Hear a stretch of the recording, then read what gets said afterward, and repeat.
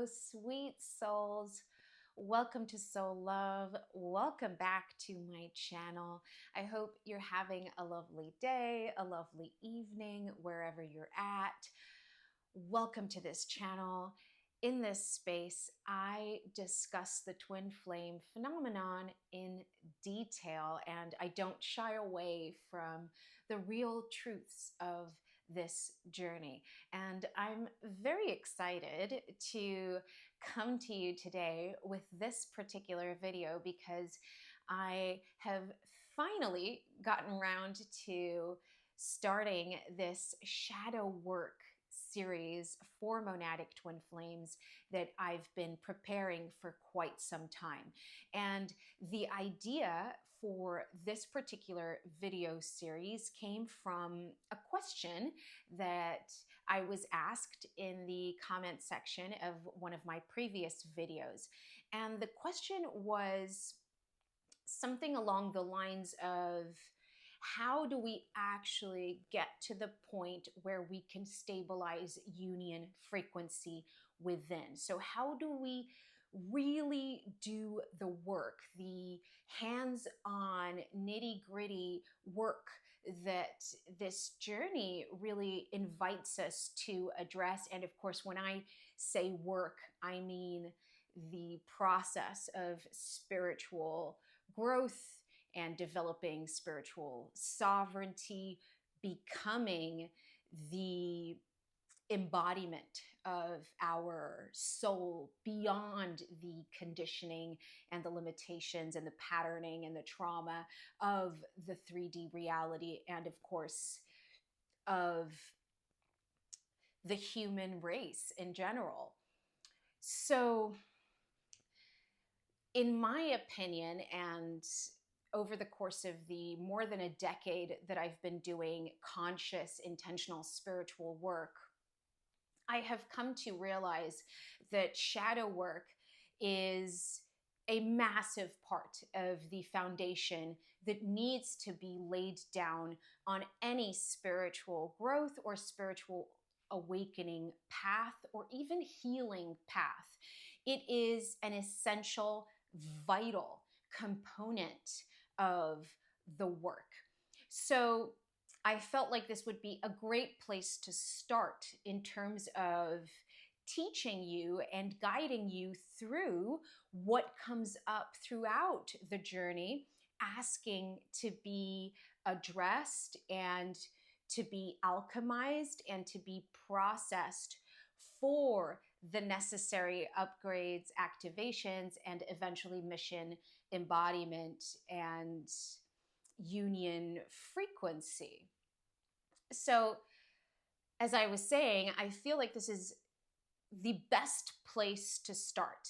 So let's do just that. Let's start by addressing shadow work. And first, I will discuss what shadow work is in general, so not specific to the twin flame journey. And then I'll go into why it's so important and relevant on a monadic twin flame journey, and what will be the specifics of shadow work for twins and especially monadic twins. So that's what today's video is about. And yes, let's do it. Let's jump right in. Let's delve deep into what shadow work really is. So as I was saying just now, shadow work is the foundation for any awakening or healing journey, or a big part, a big chunk of the foundation of sustainable, holistic inner work and spiritual growth. And shadow work, what is shadow work really? So let's answer that question first. So we are living in an era, we are living within a time where we are experiencing this duality, this polarity, and especially here on Earth, we live in this realm where there is duality, there is polarity, and that will manifest in terms of light and darkness, night and day, hot and cold, good and evil. So, this idea of opposites, right? So, of course, light and shadow. So, this is a massive theme of the period and the time, the era that we're living here on Earth, as is healing, for example. And so shadow work would be the process of shadow integration. So shedding light on the hidden truths. So all that which is beneath the surface, so that we have either suppressed or repressed, and that lives within the subconscious mind. So it's the part of our psyche, and I would even go as far as saying reality itself, that's hidden. It's not accessible to our conscious mind. So the process of shadow work is the process of excavating.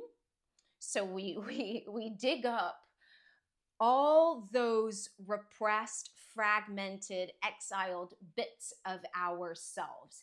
And that shadow will be made up of our trauma, our wounding, our patterning, our conditioning, but even perhaps gifts or talents that we may have that come along with all that wounding and that trauma, of course, that may be suppressed or that may be hidden or that we may not have conscious access to. So, shadow work is the process of bringing into our conscious awareness that which was buried, hidden beneath the surface, or hidden beneath or behind masks or layers of conditioning and programming and limiting beliefs, false beliefs, and of course the emotional imprints of all of that as well.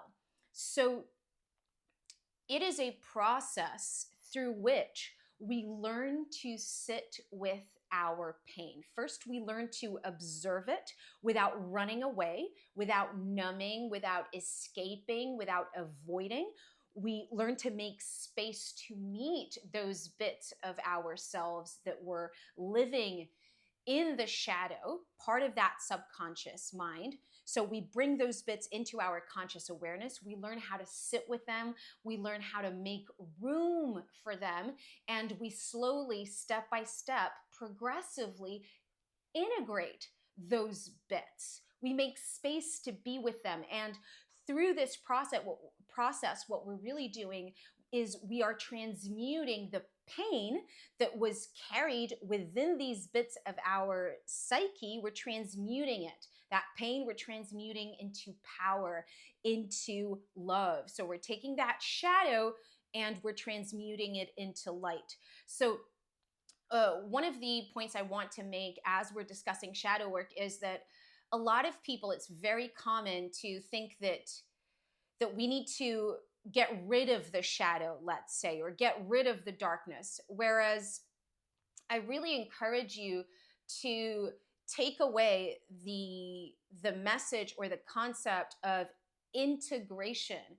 It is through integration. So it's not about resisting it, or it's not about deeming those bits of ourselves wrong. It's about bringing them in, and it's through the awareness and the loving awareness, the loving inquiry as well, that we, as we're bringing those exiled bits of ourselves in, that through that love, through that awareness, we transmute that pain.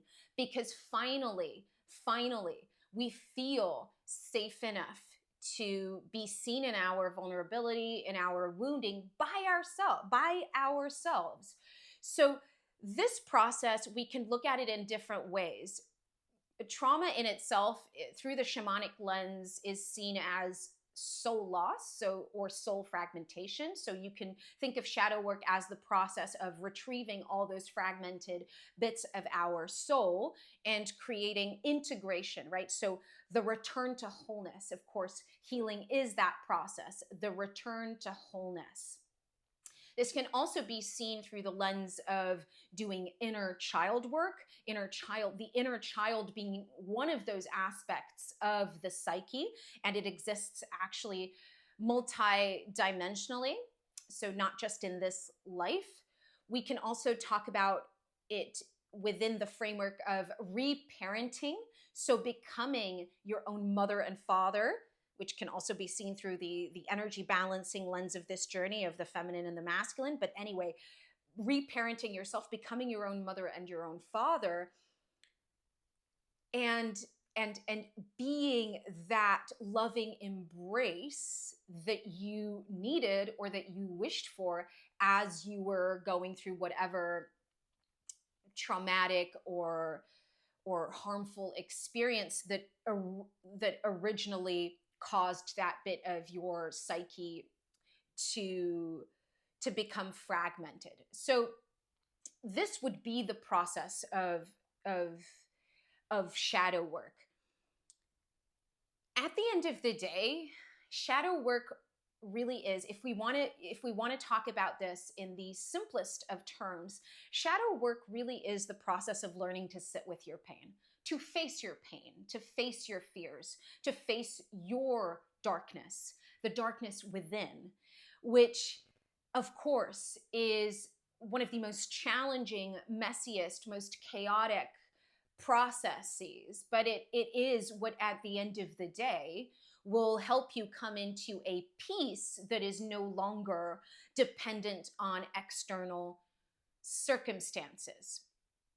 So shadow work, so this process that I'm describing and that I'm introducing to you of retrieving the lost bits of our psyche, shedding light on what was repressed, suppressed, on what we needed to numb or to cut off in order to survive in a world that hasn't been designed to really foster and cultivate wholeness and harmony and balance between the whole spectrum of what it means to be human and to be alive. Of course, to the contrary.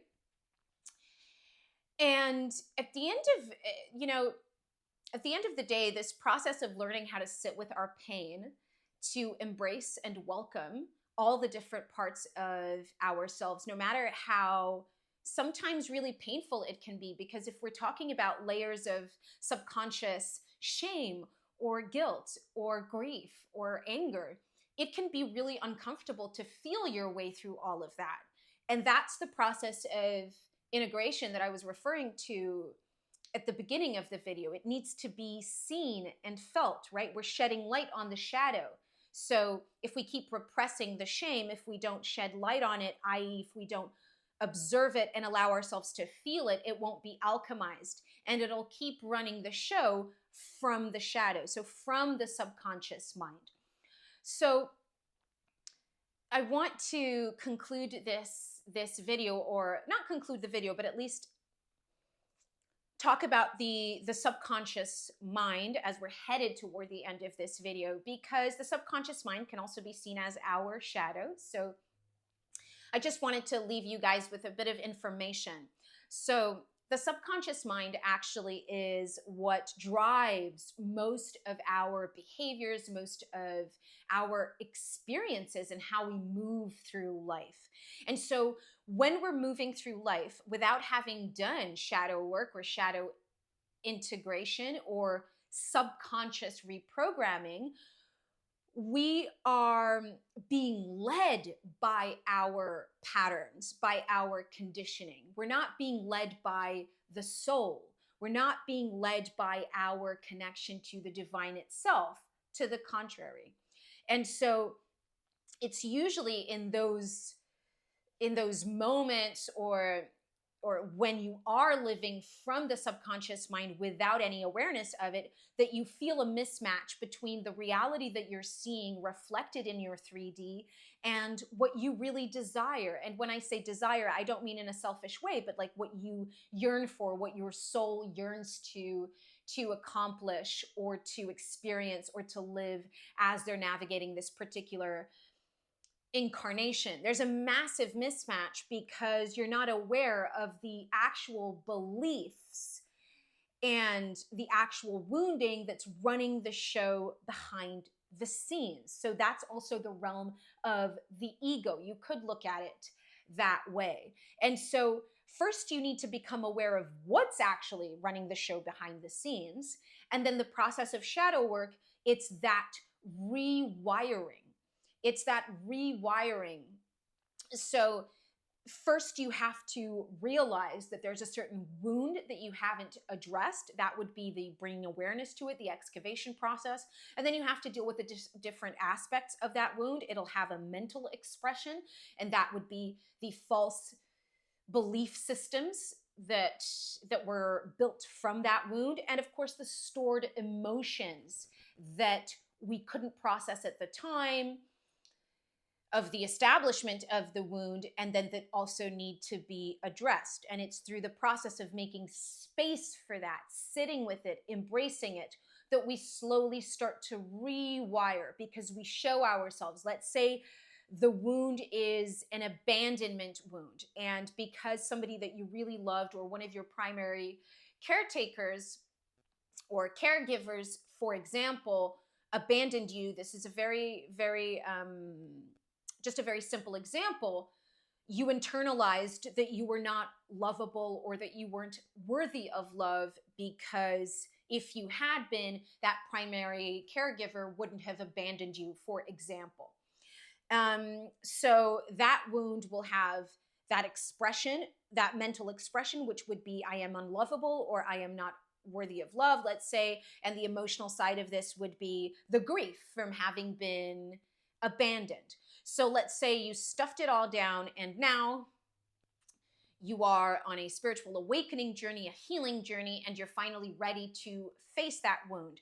Naturally, when we are doing shadow work, or when we're on any awakening journey or healing journey, naturally, when we are ready to face that which was repressed and suppressed, it'll naturally bubble up to the surface to be seen. And we're going to see that specifically with in terms of the twin flame journey as well, in terms of the mechanics of shadow work. But just generally speaking, whenever we're ready to address a subconscious wound, it'll bubble up to the surface for us to address it. And so we'll become aware of the fact that there's some repressed or stored or trapped grief to be felt, linked to this sense of being unlovable or being unworthy. So as you're going through this process of shadow integration, if you start to make space to see the fact that you believe that you are unlovable, if you start to create space to sit with and feel that grief, and by that I mean actually feeling it, whether that's tears, whether that's processing through the body, whatever practices you need to allow the nervous system to get used to feel emotion, so-called negative emotion. So when you're going through that process, what you're literally doing is you're signaling, right? You're signaling, perhaps not mentally, but you are signaling to yourself, to the wounded part of yourself, that it's safe to come out, that you've got your own back now. Do you see that you are showing up to sit with that? That in itself sends a message of love, right? Because you need to be worthy of love, to be worthy of your own love, of your own awareness, of your own light coming to, quote unquote, rescue you. There's no rescuing, but I love to see this process of healing, of shadow integration, as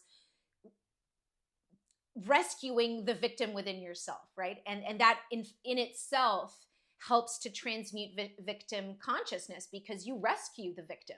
You acknowledge the part of you that was victimized in some sort of way, but you also say, hey, I'm here now. So in itself, that's already starting to rewire, repattern the subconscious mind to signal that you are worthy of love. So this is just a very simple example of how you'd start, or how you'd go about doing shadow work in general.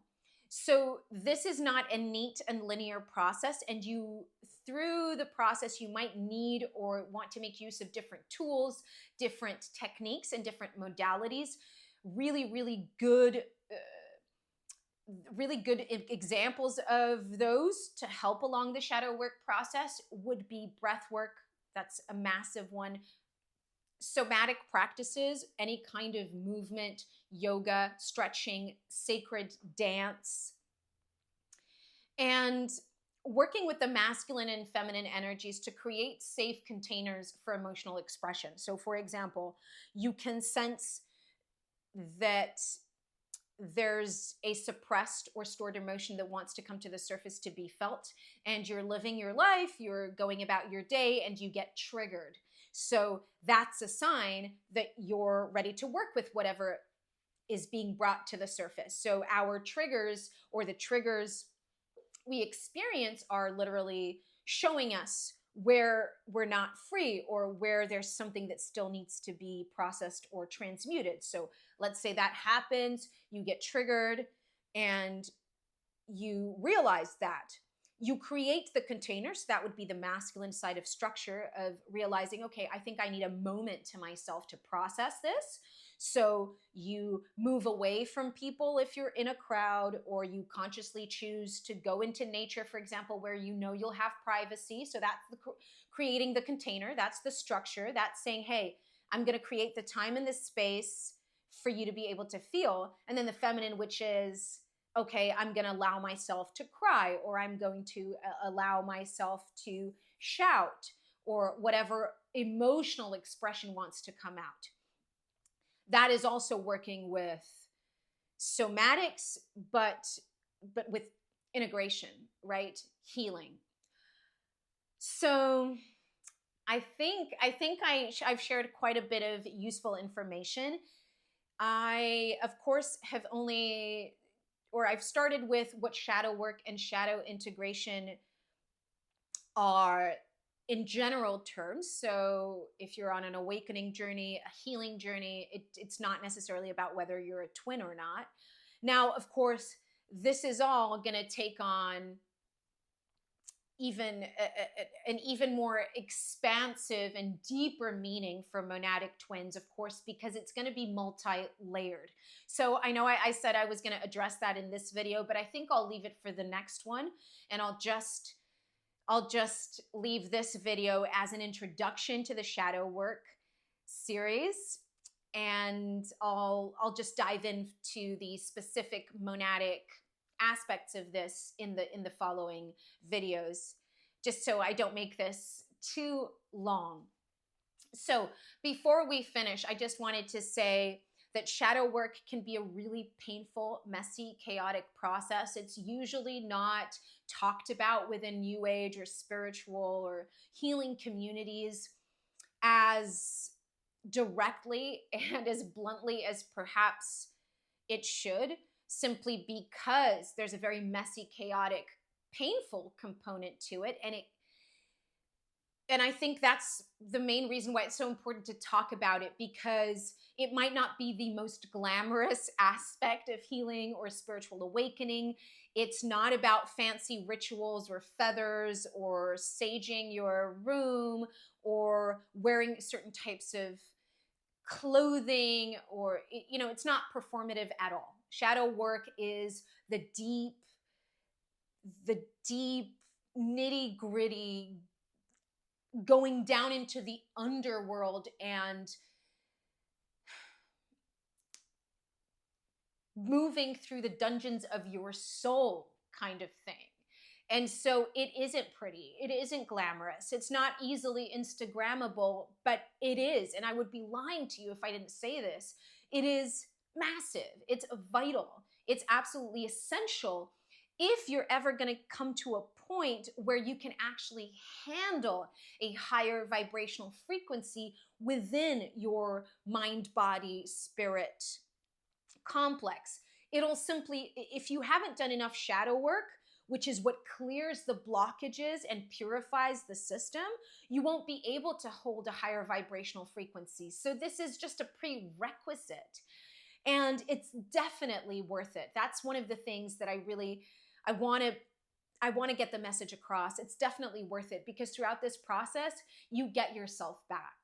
You get to be there for yourself in the ways that you really needed when you were hurt, when you were abandoned, when you were rejected.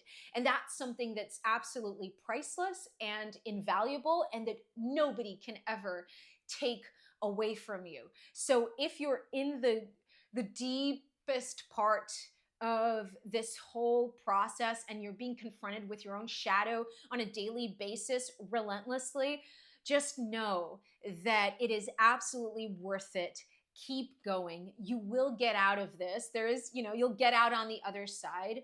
Life is a continuous journey of growth and evolution, but when you've been able to anchor neutrality and anchor 0 point energy in your body and your mind and your energy field, dealing with those challenges does get easier and smoother. So don't give up. You are not alone. Of course, I would definitely recommend getting one-to-one guidance if you feel called to, because this can be really, really delicate work. And it's important to work with practitioners and professionals who are trauma informed, or they know about the mind-body connection, or somatic coach, but people who understand it and who are experienced in dealing with this type of work. And so, of course, if you feel called to explore my one-to-one services and offerings and containers, then check out the links in the description box and the pinned comment. I'd be really, really happy to be of service if we find that balance.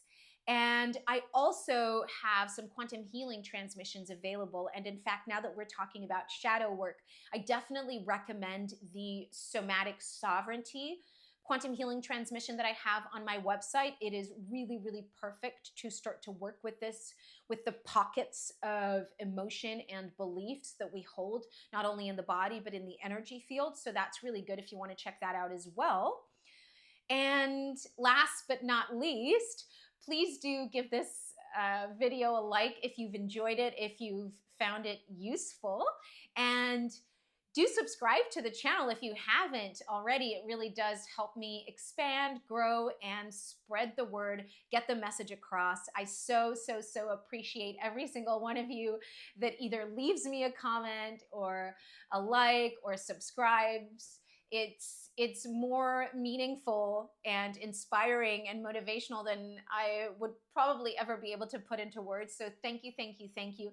And of course, if you feel like sharing your story, your experience in the comments section, that's also so welcome. I love reading your stories. And of course, it's really helpful to others as well, so that we don't feel like we are alone on this journey. All right, well, I'll leave you with that. I send you all so much love, a big hug, and I will see you very, very soon in the next video. Thank you for watching.